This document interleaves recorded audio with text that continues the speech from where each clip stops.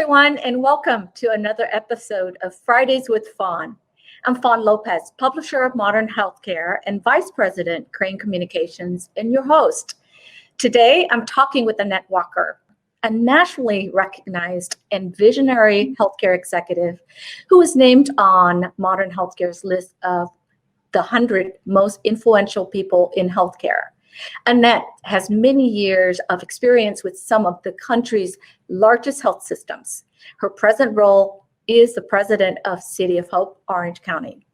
Annette believes bringing City of Hope's world-class and highly specialized cancer care to Orange County, her home of 40 years, is the most important chapter in her remarkable career.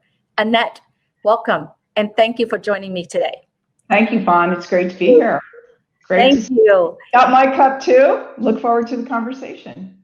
Thank you. Thank you for being part of this. For so many women today, especially in these very different times, dealing with the added complexities that COVID has caused, I'm so interested in how everyone is doing, coping, especially the working women with children.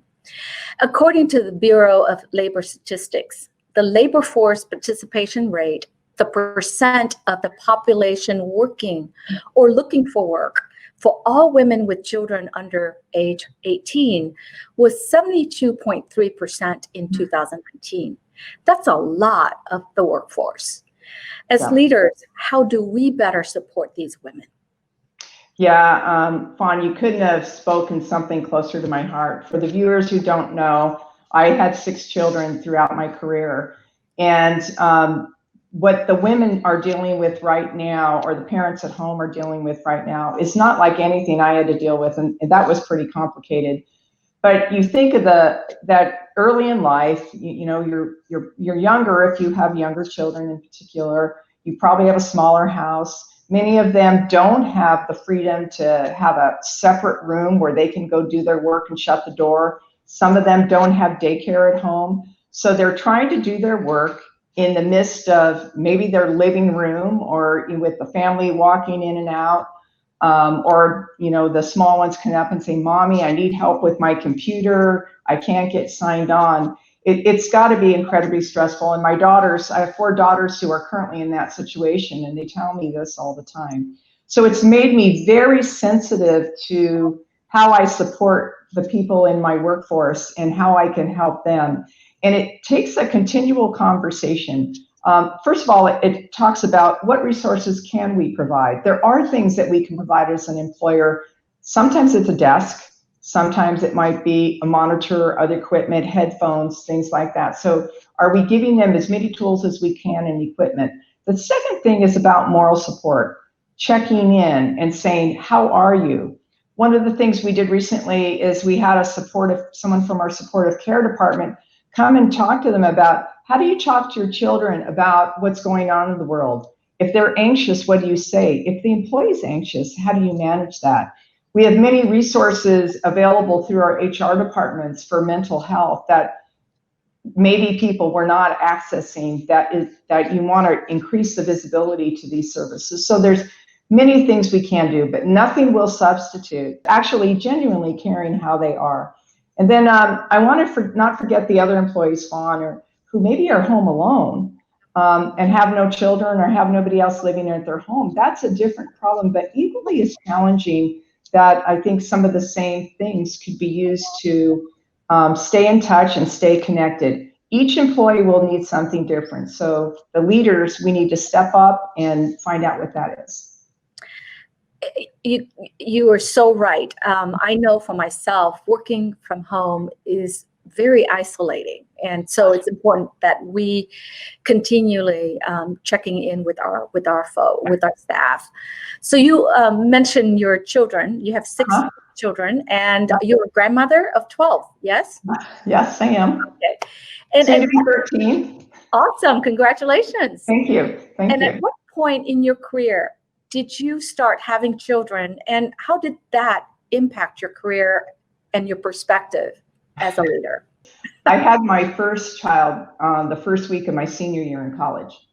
I didn't broach that point of, oh, now I've got all things in order, it's time to start having children. So I had them throughout my career. My youngest actually was born when I was in my 40s. So they kind of came along, over many, many years. But, I get that question from women a lot is, is it going to hurt my career if I have children? And what I always say to them, if you're working for an organization where you have to ask that question, you're probably in the wrong organization.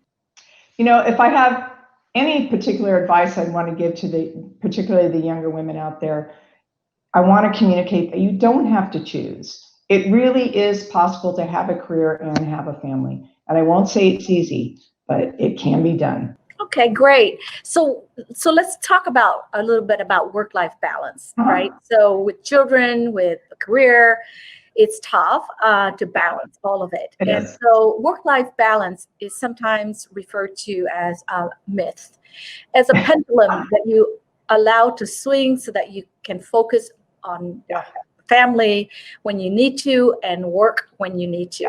So what do you think about that? Does balance exist? And if so, how do you achieve it as a professional woman who wants to grow in her career? One of the things that I've tried to do in my whole career is to, when I'm at home, be at home or with the family. And when I'm at work, I'm at work. Now, the last few months have kind of really blurred that. But in general, I would say, don't cheat one for the other. You can't be having two conversations. Your kids know that if you're checking your email and not paying attention when you talk to them, but you're really not present.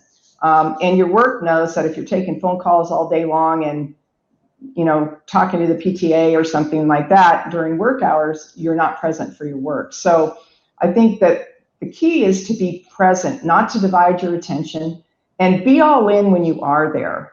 And then I think the other thing is knowing how to choose your priorities. You can't go to every PTA meeting or every activity if you're working full time. It's just not possible. But there are those few that you really need to be there. So don't apologize for them. Go, be there. Again, I think this is something women do differently. We make apologies like, oh, I came in at 8 because I'm going to leave at 2:30 to go to something. Men don't do that. They just go at 2:30 and get their work done. If you're getting your work done, don't apologize for how you're managing your life. Now, there's a lot of women in healthcare who work shift work. So like if you're at a nurse's station, you can't leave. So you have to plan in more advance that, okay, I need to be off for this event. So you need to make sure you're asking for that day off and those kinds of things. So you have to be an active participant in managing it, is all I can say. And it won't be perfect. I was just having a conversation with somebody yesterday. We have this sense, and I think women have it more because we can multitask, that we've got to be responding 24/7 to emails or whatever. You don't. And as a matter of fact, you're better when you don't. Yeah. When you give yourself some respite, some time to step back a minute, you'll come back clearer and more focused, whether it's for your family or your work. I really need to heed that advice. And great tips. Great tips. What were the sacrifices, if any, did you make to get to where you are today? And if you were able to do it all over again, what would you do differently? I think there's always sacrifice, meaning I decided in my 30s that I wanted to go into administration. So I went back to school. And, at the time I said, I'm going to get my master's before my oldest graduates from high school. That was a sacrifice on time and effort. All my free time, I had to be doing schoolwork. That last year was when I was writing my thesis, was really hard. That was a big sacrifice, but it was an inflection point in my career that totally sent me on the path of leadership that I really wanted to be on. And I needed to do that. So that was a sacrifice. If I did something different, I would aim higher earlier. And let me explain that a little bit. I have had so many great opportunities in my career, and they came along. So there is this I want to say, delicate balance between doing well in the job you're in and blooming where you're planted. But I was always so grateful for opportunity. I maybe didn't push, whether it was a little bit for the pay or the promotion. I was more patient than maybe I would be now. We tend to be happy and grateful, and instead of pushing a little harder to get pushing or asking for a fair share, right, to get what we deserve. So great comments. So Annette, I have a little surprise for you. No, what? We thought that it would be fun to ask your children what it was like. Oh my God! They were growing up with such a hardworking mom. Here's what they said. She's overcome huge barriers, smashing glass ceilings, challenging the status quo, and when people have told her she can't do something, she's always responded with, "Watch me." Yet her humility and kindness is what people first think of when they hear her name. To say I'm blessed to have her as my mom is an understatement. She's larger than life to many, but to me, she's the mom who lets me cry on her shoulder and lift me up when I need it the most, and the Nana who loves her grandchildren endlessly. I'm most grateful for now that I'm a working mom was the way that she modeled the importance of taking care of yourself, showing us that it's not selfish to have your own needs, that it's okay to take some time for yourself, and doing so may help you be a better leader, employee, wife, mom, and person. She's a shining example of how to manage work and life. She prioritized family, faith, and work, and she was always really good at honoring her marriage, my dad, and their relationship. That's the thing about my mom. There's not just one thing that sets her apart. It's a bunch of little things. She always challenges us to work hard and that it's okay to fail and learn from our mistakes. Looking back and knowing how busy she must have been, there was never a time when I felt like she wasn't available. Always there for us, supporting us, and help raise us at the same time. She taught me that you're capable of doing all these things. You just have to do them. It's easy to get down on yourself after a setback. She's proof that you can be successful if you just keep trying. All right, Annette, I hope I can carry on with that practice. So that was beautiful. Of all the awards that or recognition I may have received in my career, none is more important than that one. Oh, how kind! And you're such an inspiration to so many of us. And thank you for being such a great example. So let's carry on. Yeah. So support is such an important part of our lives as women, as leaders, mothers, sisters, you name it. One of the reasons I'm so excited for the Women Leaders in Healthcare Conference is the support I feel from all the other women there, you, Annette. Yeah. And you've been there. You've been a member of the Women Leaders in Healthcare Conference community for a while now. Yes. My question for you is, what does this conference mean to you? And how has it impacted you and your leadership style? Yeah, first of all, it's a wonderful experience to just be in a room for women, because as anybody who might be watching right now know that it's very unusual that we're the majority in the room. We're generally a minority, and the more senior you are in leadership, the more the minority you might be. But that being said, we've made a lot of progress. But the thing about this conference is some of the camaraderie that has come out of it. Of course, there's always the professional connections, to be able to meet people who inspire you, to talk to people about their experience. But I think that special camaraderie for women has set this apart.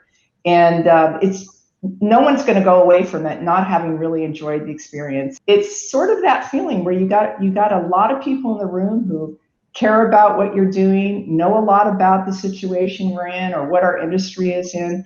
To me, when I'm at that conference, I say, who could fix healthcare in America? Right in this room. And I really believe that. So I encourage anybody who might be listening to attend and participate. This year's virtual conference is going to make it even easier for people to participate. So I hope to see you there. Yeah, I'm thrilled that we're able to do this virtually this year, and and thank you for your participation as one of our advisory board members, and grateful for your advice, feedback, and support, and I'm really thrilled to be able to share this event with our audience this year virtually. Anyway, Annette, I cannot thank you enough for sharing your story with us today and inspiring me. And so many others. I know there's a many career-focused moms out there right now, wondering how to get it all done and how your words of advice, coming from a place of real experience, can mean to them. It is up to us to help the future. And I'm so excited to continue this conversation at the Women Leaders in Healthcare Conference. And I can't wait to see you there, obviously, of course, virtually. Yeah. And so again, thank you. And thank you to the audience for listening and for watching. Be sure to tune in a couple of weeks when I sit down with Ninfa Saunders, CEO of Navicent Health. Yeah. Thank you. Thank you, Fawn. It's been a pleasure.